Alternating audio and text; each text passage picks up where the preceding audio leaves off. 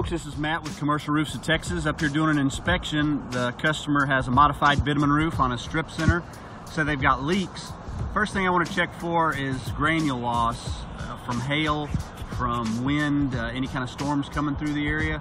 Because what happens is it knocks the granules off, and if you don't have proper drainage, what do you get?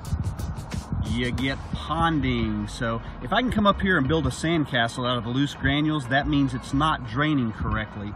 Even though there's a drain not more than 5 feet away from it, modified bitumen's not made to be underwater, so if you have a lot of ponding, you'll have a lot of granule loss, and it'll all just pile up like sand on the beach.